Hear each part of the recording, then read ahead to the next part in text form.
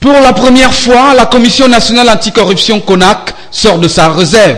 Elle vient de monter au créneau pour dénoncer les irrégularités dans le secteur des télécommunications. Les conclusions de la mission effectuée sur le terrain en 2015 par le comité Gaga Manadi soutiennent que les opérateurs de téléphonie mobile exerçant au Cameroun sont des hors-la-loi. On demande que les sociétés de téléphonie mobile remboursent à l'État 170 milliards.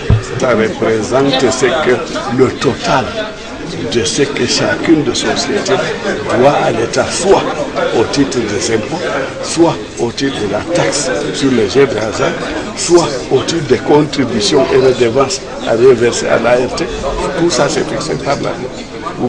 Ces opérateurs proposent aux abonnés des services publicitaires et autres jeux de hasard dont les montants prélevés chez les abonnés ne sont pas reversés au fisc. Pour cette première catégorie, Orange doit à l'État plus de 473 millions de francs CFA sur 4 ans. 236 millions pour MTN et 78 millions pour Camtel. S'agissant des aérés dus au timbre sur la publicité, seul Camtel a communiqué aux informateurs de la CONAC les documents lui permettant de savoir que sa dette se situe à 78 millions de francs CFA, alors que MTN et Orange ont refusé de livrer leurs archives. La mission Gaga va plus loin. Elle constate que les opérateurs indexés ne reversent pas au régulateur l'ART les redevances et autres contributions fixées par la loi de décembre 2010 régissant les communications électroniques au Cameroun. À ce titre, les deux leaders du marché de la téléphonie mobile, MTN et Orange, doivent payer 99 milliards à l'État pour 4 ans. Un autre aspect apparaît dans le rapport de la CONAC, c'est la récurrence de l'utilisation par les opérateurs des produits non réglementaires. Le mobile money, transfert d'argent électronique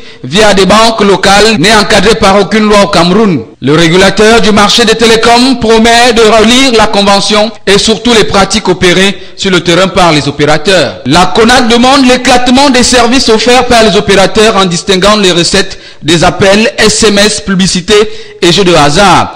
L'exclusion du transfert d'argent du champ des sociétés de téléphonie mobile. Elle exige le respect par les opérateurs des textes législatifs. Mars 2015,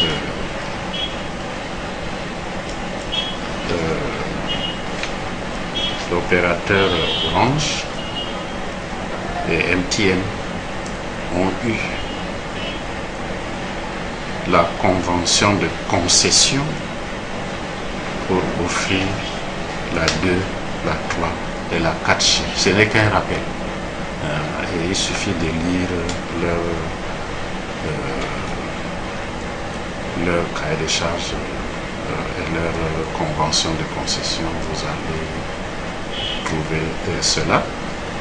Et à propos, je vous renvoie au communiqué de l'ART en la matière. Vous aurez le communiqué, vous aurez le constat fait par l'ART par rapport à la 4G et la suite. Là où nous sommes, l'ART est en train d'élaborer un référentiel pour établir pour nous ce qu'on appelle la 4G. Et à partir de ce référentiel qui ne saurait tarder, nous allons procéder à la vérification et confirmer ou infirmer qu'en ce moment, Orange et MTN offrent déjà la 4G, oui ou non. Ça, c'est ce que je peux dire. Ils bénéficient pour la plupart du statut de chercheurs venus de la Côte d'Ivoire, du Sénégal, de la France et du Cameroun pour échanger sur les résultats des recherches cliniques et thérapeutiques relativement au VIH-Sida et les hépatites virales.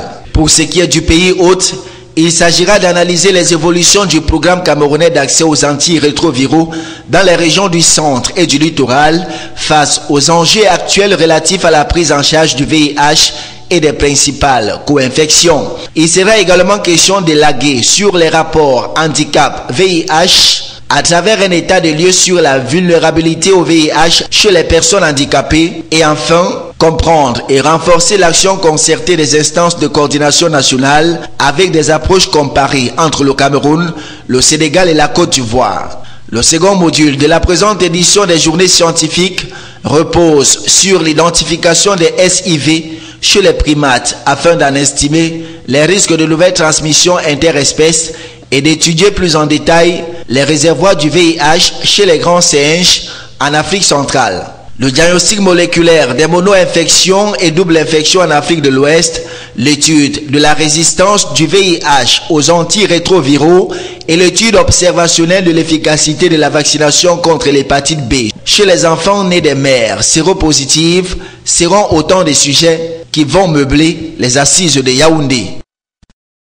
Grâce à nos travaux, nous avons pu démontrer qu'il y a des traitements simples, efficaces et que les pays en développement pouvaient utiliser, et ceci a fait un boom dans le monde et ça a permis donc que les Africains, les Asiatiques, etc. puissent avoir accès aux traitements antirétroviraux contre le VIH. Il faut que cette recherche, vous savez, faire de la recherche c'est bien, il faut qu'elle soit traduite en intervention et elle doit bénéficier à la population camerounaise. Dans le domaine du VIH, il y a eu des progrès, il y a encore beaucoup à faire. Dans le domaine maintenant des hépatites virales, comme le ministre vient de le dire, et je dirais même au-delà, il y a la tuberculose qui reste aussi un problème et qui est une infection associée aussi à l'infection VIH.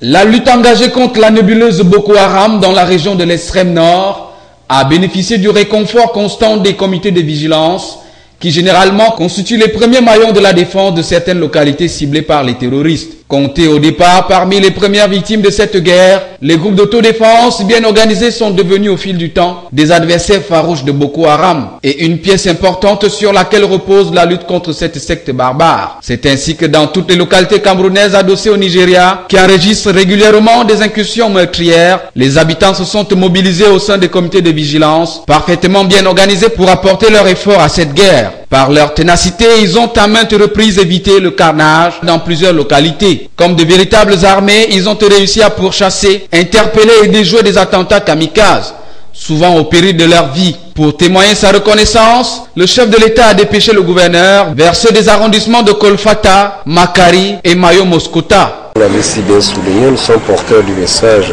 et condoleurs du chef de l'État. Ces vaillantes populations qui ont été victimes de ces exactions, de cette nébuleuse.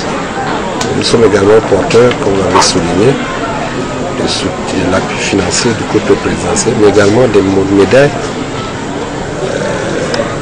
titres posthumes et aux vaillants membres qui se sont distingués. Mais d'un autre côté, nous sommes aussi porteurs du message d'encouragement et de félicitations du chef de l'État à l'endroit de ces comités de vigilance, ces membres qui se sont distingués en travaillant aux côtés de nos forces de défense et de sécurité. Que ce soit Kolofata dans le maillot Sava, Bodo dans le Logoneshari ou encore Getchewe dans le maillot Tsanaga, Midia Wabakari a salué la bravoure, le rôle important joué par les membres des comités de vigilance créés dans ces différentes localités. 3 d'entre eux ont été faits chevaliers de l'ordre du mérite camerounais et un autre élevé à l'ordre de la valeur à titre posthume. Un élan de solidarité du chef de l'État salué à sa juste valeur par les populations. Le groupe passe toute la journée en contrôlant la ville, en voyant les routes, les corps qui vont miner. Bon, s'ils passent toute la journée, dans la nuit aussi c'est le même groupe. Le lendemain, l'autre groupe va monter et c'est comme ça que nous faisons.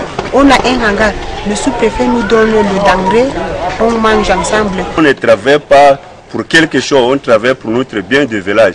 Mais quand il a réfléchi à nous, il nous a donné, on est très contents pour lui, voir un suspect ou bien les uns qui viennent avec l'explosion là. On commence à fouiller en distance. Bon, la personne se lave son habit, il fouillait tout le bagage qui est sur lui. On commence à demander s'il a la carte nationale. L'émissaire du chef de l'État a demandé à ces groupes d'autodéfense de continuer à œuvrer aux côtés des forces de défense et de sécurité jusqu'à ce que le phénomène Boko Haram soit réduit à sa plus simple expression.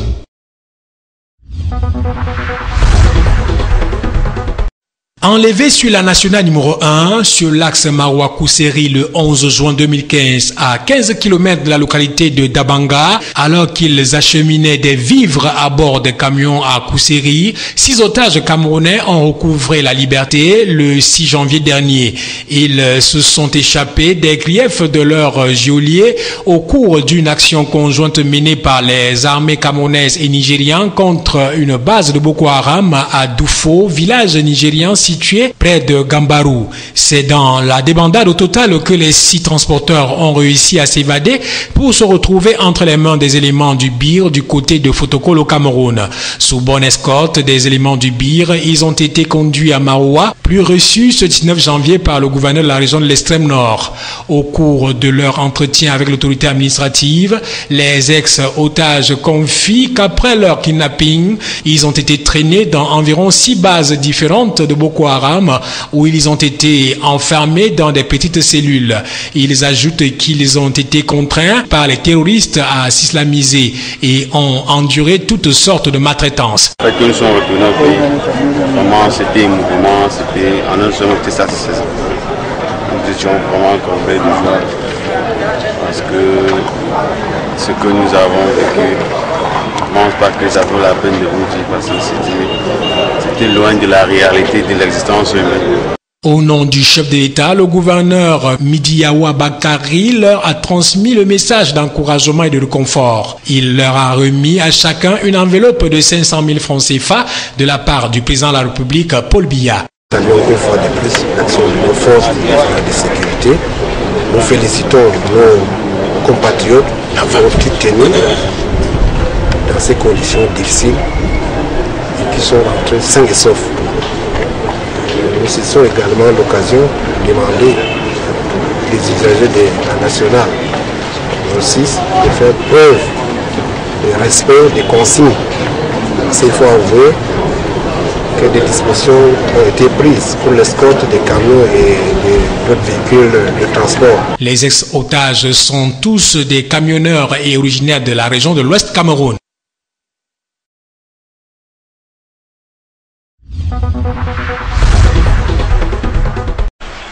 C'est ici à Bonanjo, centre administratif de la ville de Douala, que le Haut Commissariat des réfugiés HCR a pris ses quartiers pour mener à bien son activité. Rendu au 2e jour de cette opération de recensement, l'ambiance qui prévaut sur le site est presque timorée. Ce n'est toujours pas la grande affluence devant les différents postes d'enregistrement. Une situation qui inquiète quelques responsables du HCR. Ce que nous avons remarqué, c'est qu'il n'y a pas encore l'affluence. Les réfugiés ne sortent pas beaucoup. Nous avons prévu travailler avec toutes les nationalités en dehors des Centrafricains. Et pourtant, le dispositif mis en place permet d'enregistrer environ 1000 réfugiés par jour. Pour le HCR, il est question à travers cette opération d'établir un fichier complet de toutes les populations vivant en situation de réfugiés au Cameroun. Selon les chiffres, elles sont environ 300 000 personnes. Le but même de notre opération, c'est quoi? C'est de vérifier physiquement les réfugiés. Nous avons l'habitude de faire des opérations de vérification. Bon, la différence dans cette opération, c'est qu'en plus des données que nous collectons d'habitude, qui est la prise de photos, nous avons ajouté la prise de la photo de l'iris des yeux et les empreintes digitales. Cela permet de fixer la population réfugiée. Un réfugié ne peut plus quitter aujourd'hui le Cameroun après cette vérification et aller se faire enregistrer ailleurs sous un autre nom. Il ne peut plus y avoir de double enregistrement. L'enregistrement de ces réfugiés a été renforcé cette année par l'usage du système biométrique. Il s'accompagne de la délivrance d'une carte pour les personnes ayant atteint la majorité d'âge et d'une attestation de composition familiale pour celles vivant en famille. Ces deux documents vont permettre aux réfugiés d'être à l'abri de toutes les tracasseries dont ils ont souvent été victimes, mais aussi de bénéficier des mêmes avantages et privilèges que les personnes de nationalité camerounaise, tels que le définit la loi numéro 5/2005/006 définissant le statut des réfugiés. Les réfugiés au Cameroun, ils ont le droit à l'éducation, le droit à la santé, le droit au travail. Cette opération qui s'achève le 3 février prochain à Douala va également s'étendre dans d'autres régions du pays, notamment dans l'Est, l'Adamawa, le Nord et l'extrême Nord.